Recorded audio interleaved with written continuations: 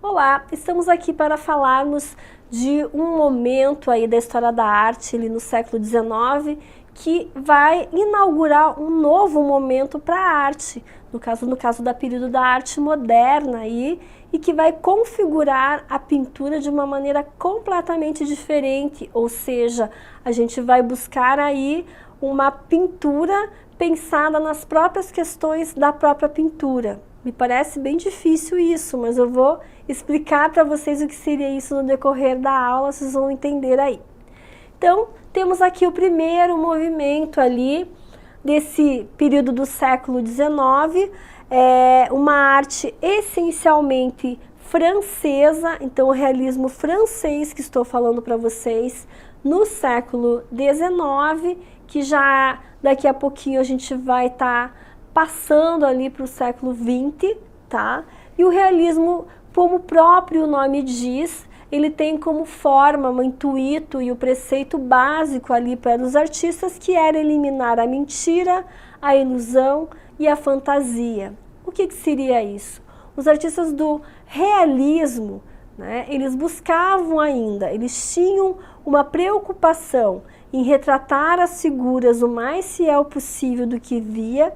Então existia uma necessidade de ter uma cópia da realidade, no sentido de retratar as figuras e os elementos de maneira reconhecíveis, mas o tema deles não eram temas históricos, não eram temas mitológicos, não eram temas que vinham do imaginário do artista, eram temas que se baseavam em cenas reais, cenas que aconteceram, que se retratava ali cenas do cotidiano. Temos aqui o principal representante do movimento do realismo francês, século XIX, que é Gustave Courbet. Courbet, então, tem essa obra aqui, Os Quebradores de Pedra. É uma obra que vai, então, retratar a dura realidade, né, de pessoas simples que trabalham em serviços pesados, né? Mas veja que interessante, ao mesmo tempo que ele retrata essas pessoas na labuta e que é um trabalho extremamente braçal e é um trabalho que exige muito, né, esforço físico, ele busca então na sua obra enaltecer essas figuras simples que são pessoas trabalhadoras e trabalhadores às vezes invisíveis. Então, aqui no realismo, a maioria dos artistas do realismo, eles buscam aí enaltecer trabalhadores comuns. Isso é muito bacana, né? Então, eles buscam aí temas de pessoas comuns na sua lida e buscam também valorizar a sua profissão, valorizar a sua condição, e o Courbet aí é o principal representante aí. Outra característica e outra obra de Courbet valoriza mais o princípio moral do que o estético, ou seja, claro que eles usam aqui ainda, porque é o momento deles, é o que eles tinham na mão, essa representação fiel, ou seja, precisava dominar o desenho, precisava dominar a pintura para poder retratar aquilo que se via de maneira fotográfica, né? De maneira bem que o espectador conseguisse entender o que estava acontecendo na cena ali, né? Mas ele buscava o princípio moral. Então aqui a gente vê que são essas moças trabalhando ali, peneirando sementes, né? Separando o joio do trigo, digamos.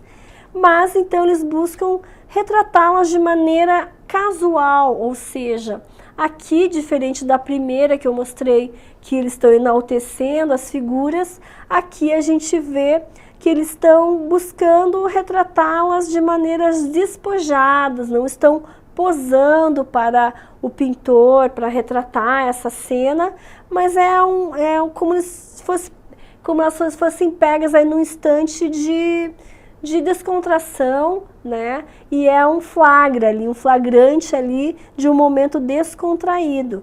Então isso também era recorrente das obras de Courbet, ou seja, ele busca retratar o cotidiano e as pessoas ali estão de maneira tranquila, não estão se preocupando.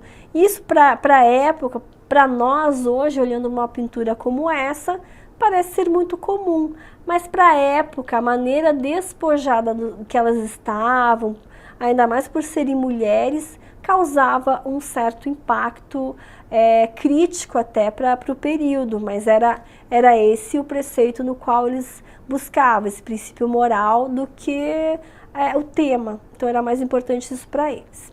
E veja que interessante aqui, pessoal, e preste atenção aqui até para o Enem aí, que já tivemos aí a presença desse artista, Almeida Júnior. O que é Almeida Júnior? Artista do nosso... ali no nosso começo do modernismo brasileiro, né? Antes da semana de 22, tem a ver com Gustave Courbet, século XIX, lá na França. Tem tudo a ver, porque o Almeida Júnior se baseia muito nas obras do realismo francês de Courbet, e por isso que ele vai retratar aí esse caipira picando fumo. Porque até então, nas pinturas brasileiras, não se tinha um artista que tivesse a coragem de retratar temas tão reais do seu cotidiano, ou seja, as pessoas reais, né? Uma pessoa comum, que é um caipira, que numa obra nem ia ser retratado. Ele está aqui com a sua casa de barro, descalço, de maneira rústica, né? Com a calça dobrada e a terra de chão e picando fumo, que era mostrar a identidade das pessoas que moravam no Brasil na época, né? Então, que era o caipira aqui. Então, o Almeida Júnior traz para o Brasil essa identidade nacional que era tipicamente do brasileiro da época e que buscava visar aqui, então, enfrentar a realidade e seus problemas com os meios exclusivos da pintura, né? Então, eles buscavam a realidade por meio desse tema, né? Por meio desse tema nu e cru. Então, Almeida Júnior é o nosso representante aí, que tem muita influência do realismo francês, que é buscar retratar a realidade tal como ela é efetivamente. E isso é muito importante, né? Porque daí é como se esgotássemos os temas, as pesquisas de caráter histórico, ou retratar cenas solenes de política, por exemplo, lá no neoclassicismo, se a gente for ver o Davi, né, o artista lá de Napoleão, oficial de Napoleão, que se retratava cenas de caráter solene históricos, né, que aconteciam, algumas solenidades ele retratava. Isso tudo cai por terra, né? E o realismo vai retratar coisas comuns do cotidiano. E isso serve como uma ponte aí para um movimento subsequente, claro, tudo muito próximo, mas historicamente, cronologicamente pensando, a gente vai ter aí o impressionismo. O impressionismo, então, surge nesse momento, nessa facilidade aí de ter essa liberdade aí de retratar cenas do cotidiano, cenas banais do cotidiano. Mas a diferença aqui entre realismo e impressionismo é que o impressionismo ele sai do ateliê. Os artistas não aguentam mais ficar no seu ateliê e pintar da mesma forma que os outros pintavam até então, os outros artistas. No realismo tem obras que são pinturas externas, mas também tem obras de ateliê, tem obras pintadas no ambiente interno. As cores ainda eram mais tradicionais no realismo. E no impressionismo isso muda radicalmente. A partir do momento que o artista sai do seu ateliê, abandona aquelas cores escuras, aquelas linhas do desenho que até então se tinha, isso cria uma revolução para a pintura. E isso também, claro que não é isolado, né? O que acontece nesse período é o surgimento da fotografia. A fotografia faz com que os artistas se libertem da função social de retratar pessoas, família, eventos solenes, coisas do cotidiano também, né? Porque a fotografia, ela num clique, ela consegue dar conta de retratar a cena fielmente. Por que então os artistas ficariam presos a esse tipo de pintura, de retratar o mais fiel à realidade, se já tinha a fotografia? Claro, para os artistas foi impacto, eles entraram em crise, eles tiveram que repensar a pintura, usar a pintura para pesquisar os seus próprios meios, como eu havia falado no começo. E começa tudo isso no impressionismo. Então a gente vai entender um pouquinho o que seria isso. O impressionismo, então, ele sai do ateliê e basicamente os artistas fazem, né, pinturas de paisagem, praia, rios, coisas da cidade, né? Mas sempre valorizando a luz natural. Esse é o grande lance. A pesquisa do impressionismo é a busca e a pesquisa da luz natural, a luz do ambiente externo, a luz do sol, tá? E eles então, pensando nessa premissa de eu não quero mais retratar bonitinho, como até então no realismo tinha, porque agora a fotografia faz isso, eles então tinham como pressuposto uma aversão pela arte acadêmica dos salões oficiais, né? A arte acadêmica seria essa arte feita nas escolas de belas artes, que ensinavam a desenhar igual lá no período greco-romano, no Renascimento. Então, aí a gente vai ver que eles se libertam dessa rigidez que se tinha na pintura. E a gente tem aqui do lado direito, então, a pintura do Claude Monet, que é um dos principais representantes do impressionismo. Ele é um artista que, desde jovem, ele se apaixonou pela pesquisa impressionista. Ele praticamente passa a vida inteira, que teve uma vida longa, mas sempre pesquisando a natureza, a luz da natural e a natureza. Então ele se manteve fiel a essa pesquisa. Essa obra causou um choque aí para a época, tá? Inclusive um crítico olhou a obra de Monet numa exposição que eles fizeram coletiva dos impressionistas, e por isso que o nome impressionismo, porque dá uma impressão que é uma pintura de paisagem. Mas o crítico falou, não, esse artista não sabe desenhar, porque ele fez um monte de manchinha e sugeriu ali que tem um barquinho com preto, mas tudo manchado. Ele não sabe pintar, ele não sabe nem desenhar também. Mas era justamente essa a intenção do impressionismo. Era causar, eliminar essa linha do desenho que vinha do ateliê, eliminar aqueles tons escuros e buscar capturar a luz do sol e um pôr do sol aqui, que é o que normalmente vemos.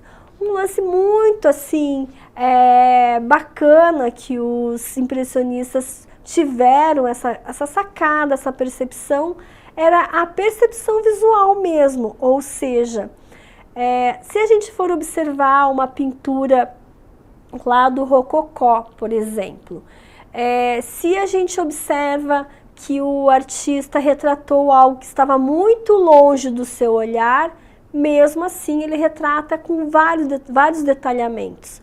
No impressionismo não, porque isso acontece conosco também. Se estamos num determinado local e quanto mais longe as coisas estão aos nossos olhos, eles vão ficando embaçados, né? Não só para quem é míope, mas para todo mundo aí.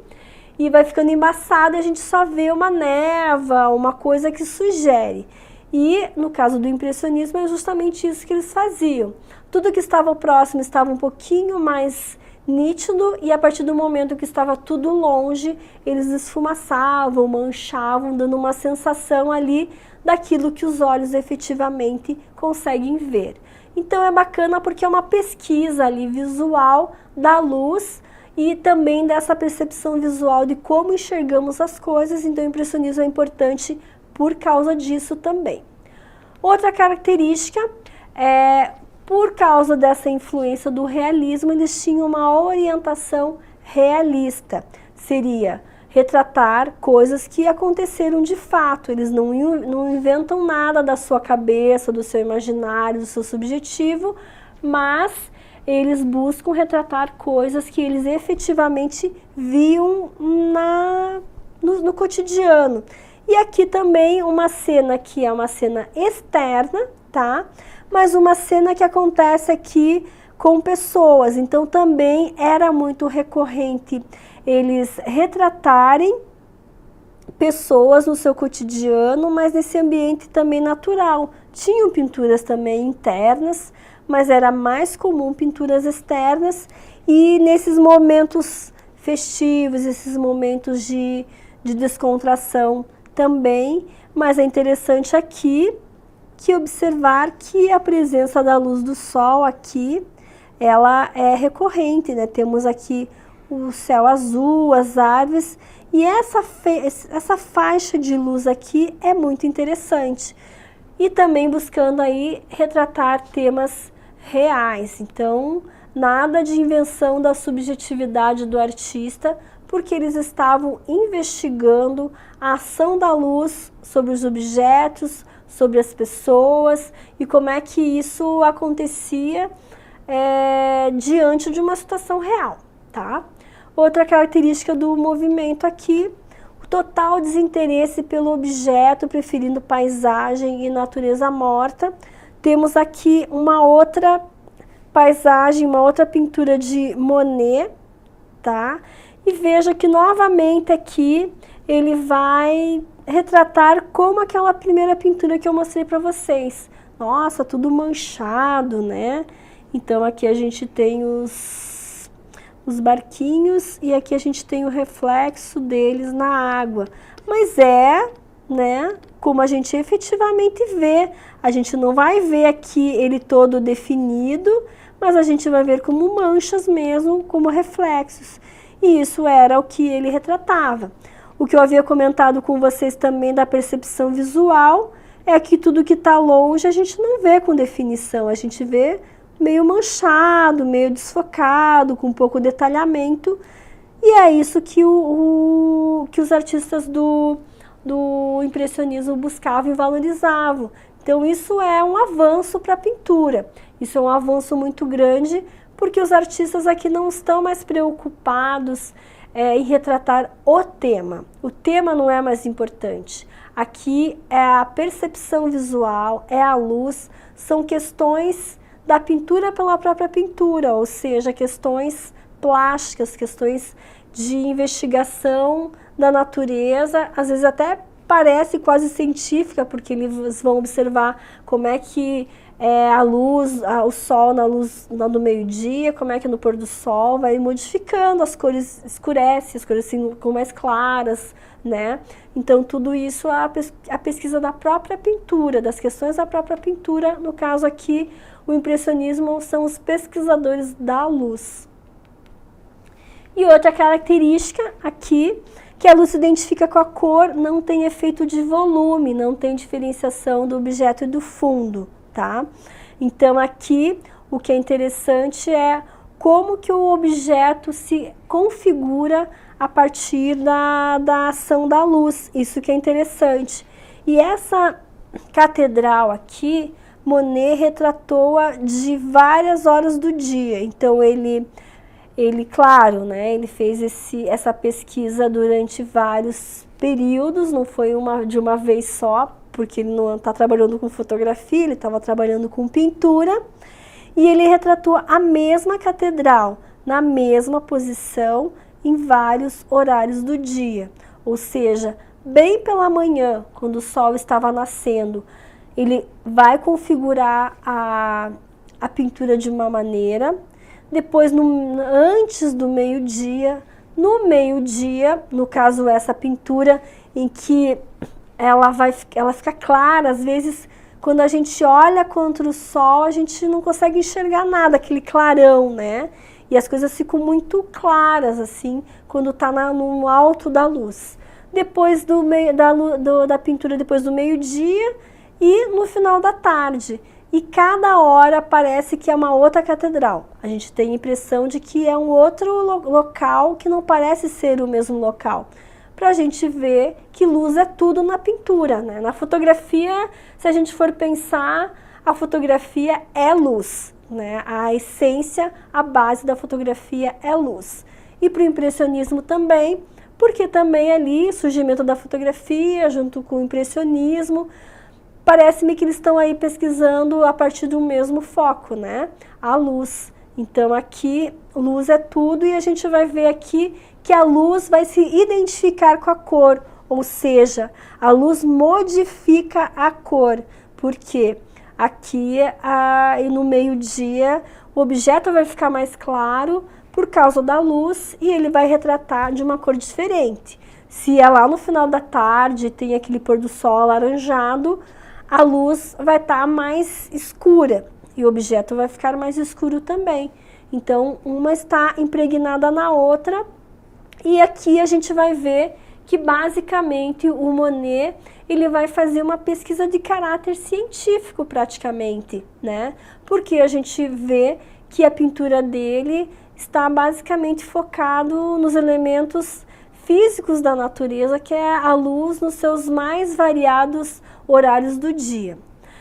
No impressionismo também a gente vai ter, além de Claude Monet, a gente vai ter o Renoir. Renoir é um importante artista do impressionismo.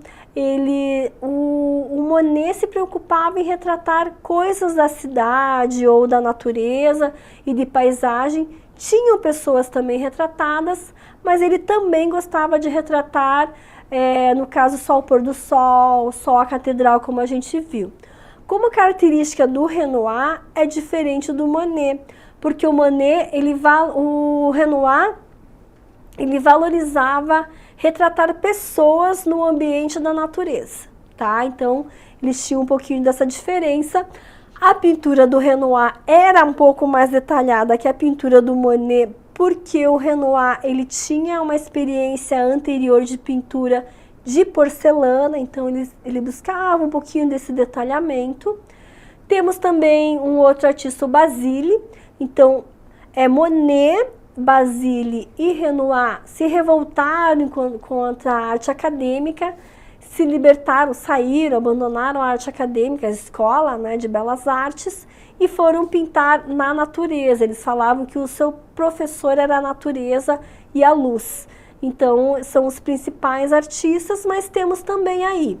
Temos Degas. O Degas não tinha uma participação tão efetiva, ele era uma pesquisa mais à parte.